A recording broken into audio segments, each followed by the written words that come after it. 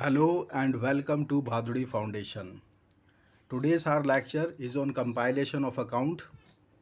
Before revision of the syllabus W exam का इसमें से 20 से 25 मार्क्स का एक क्वेश्चन आ जाता था जिसको करने से कंफर्टेबल हो जाते थे, लेकिन अब तो एमसीक्यू फॉर्मेट में तैयारी करनी है।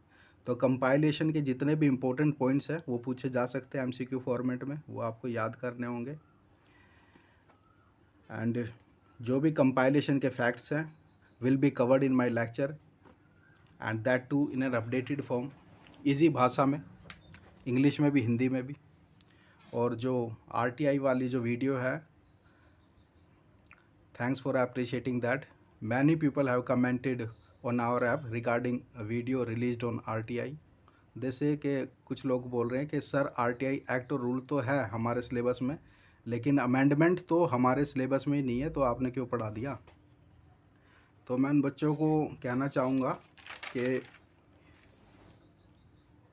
आरटीआई अमेंडमेंट का सिलेबस में ना होने का जो दावा कर रहे हैं, तो मैं उन बच्चों को कहूँगा कि सिलेबस की लास्ट लाइन पढ़ ले, जिसमें लिखा all suggested reading materials as amended from time to time may be referred to.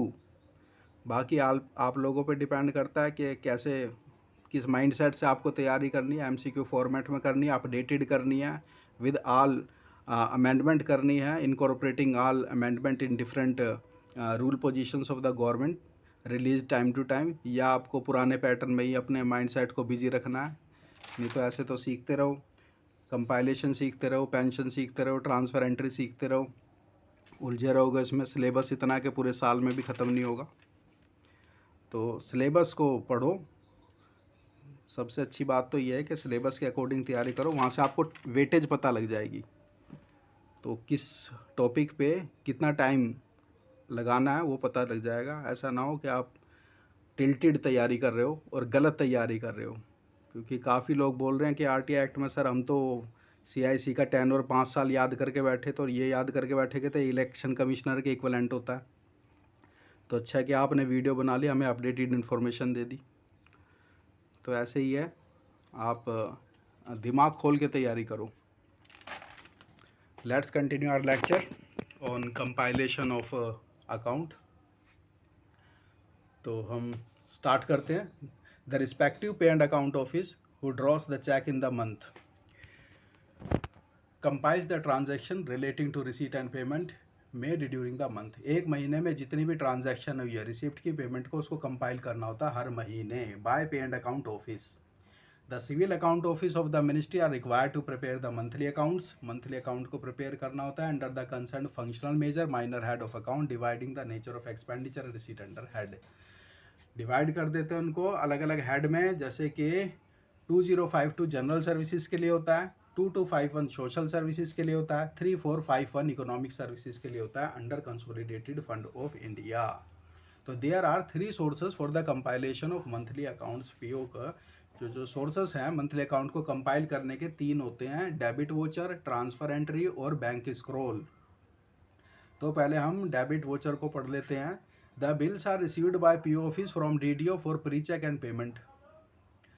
DDO से पीओ के पास बिल आता है प्री चेक के लिए, पेमेंट के लिए। These bills after proper scrutiny are passed for payment and consequent upon the delivery of cheque by PO to DDO the bill become voucher. वो फिर बिल जो है वो वोचर बन जाता है जब बिल प्रॉपर स्क्रूटनी के बाद पास कर दिया जाता है और चेक डिलीवर हो जाता है PO to DDO. Thereafter, on receipt of daily memo of payment, together with the vouchers from check section से voucher आ जाएगा। The vouchers are posted in the compilation sheet। फिर उसको CAM 33 जो कि compilation sheet होती है उसमें पोस्ट कर दिया जाता है as per major head, सब major head, minor head etc. recorded on the voucher। जो भी voucher पे लिखा होता है, recorded होता है, उसी के आधार पे कंपाइलेशन शीट कैम 33 में पोस्ट कर देते हैं। बहुत सिंपल भाषा में समझो, ज़्यादा इसमें कंफ्यूज होने की ज़रूरत नहीं है। When the checks are not collected by the DDO ने चेक कलेक्ट नहीं किया by the month end, then such vouchers will not be posted in the compilation sheet of that month। उस महीने की कंपाइलेशन शीट में उस voucher को post नहीं करेंगे। But in the month of March, लेकिन महीना मार्च का है, if the cheques are not collected by the DDO by the end of the month, even then such vouchers are posted in the compilation sheet of that month. तो फिर भी उसको हम post करेंगे। अगर मार्च का महीना है, डीडीओ ने चेक कलेक्ट नहीं किया, फिर भी उस चेक को हम पोस्ट करेंगे, उस वोचर को पोस्ट करेंगे कंपाइलेशन शीट में, कैम 33, याद रखना। It is important to see that the total of debit side must be equal to the total of credit side under the compilation sheet। बहुत ही इंपॉर्टेंट इजी पॉइंट है, debit और credit equal होना चाहिए compilation sheet में, यही देखना होता है। While posting of the salary bill, अब आ गया सैलरी बिल को आप पोस्ट कर रहे हो किसमें, तो various recovery shown in the, किसमें, कैम 33 में। Various recovery shown in the bill should be posted correctly under the relevant receipt heads of the account. The amount of cheque plus the amount of recovery, जो cheque तुम salary का दे रहे हो और जो रिकवरी कर रहे हो, must be equal to the gross amount of bill payment. बहुत ईजी है, ग्रोस अमाउंट के बराबर होना चाहिए। The recoveries of festival advance और short drawal should be drawn as. अब रिकवरी कर रहे हो किसकी, फेस्टिवल एडवांस की, किसकी, शॉर्ट ड्रावल की, तो आप उसको क्रेडिट नहीं लिखोगे, उसको माइनस डेबिट लिखोगे, याद रखना। उसको क्रेडिट नहीं लिखोगे, उसको माइनस डेबिट लिखोगे, इसका मतलब सेम ही है। Under the gross total of salary shown on the debit side.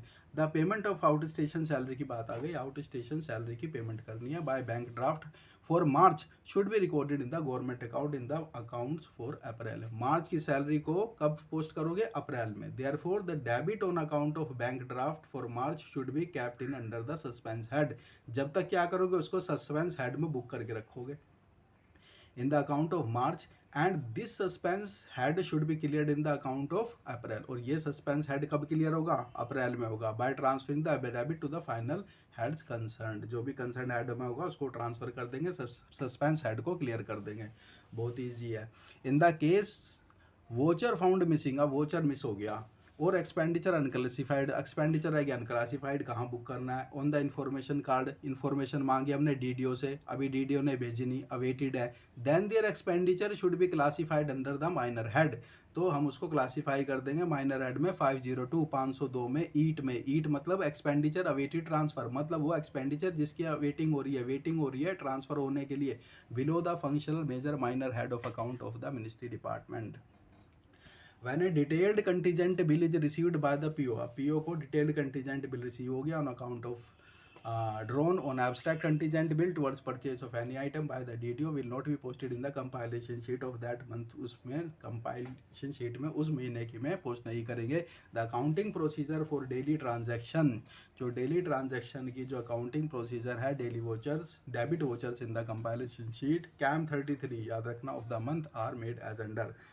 कैसे पोस्ट करनी है उनको, payment toward salary, TA, office expenses bills of the ministry attach to the PO secretariat will be debit to the functional major head FMH as under. जैसे कि 2052 बताई दिया पहले, 2052000090 functional major head for general services किया। General services में क्या आएगा, home आएगी, पुलिस आएगी, लॉ, फाइनेंस, रेवेन्यू डिपार्टमेंट, याद रखना। Home, police, law, finance, revenue department, ये जनरल सर्विसेज में। 2251000090 functional major head for social services, dealing office, education है, हेल्थ एंड फैमिली वेलफेयर है, लेबर वेलफेयर है, सोशल वेलफेयर है, housing, water supply, urban development department, ये किसमें, social services में। अब बात आ गई इकोनॉमिक सर्विसेज की। 3451000090 functional major head economic services, dealing office of agriculture है, कॉमर्स है, जो भी कमा के देते हैं economic services, commerce, central excise, irrigation, rural energy, industry and minerals, postal and telecommunication, science and information technology, shipping and transport department. तो ये आज हम यहीं पे कंक्लूड करते हैं इस लेक्चर को। तो share this video and subscribe our channel on YouTube and also download our app। वहाँ पे आपको सारी वीडियो, PDF, MCQ फॉर्मेट में क्वेश्चन आंसर सब कुछ मिल जाएगा। सिलेबस कंप्लीट हो जाएगा 5 पेपर का। All the 5 papers will be covered comprehensively और बहुत ही इजी लैंग्वेज में। तो पढ़ते रहो। Okay, thank you.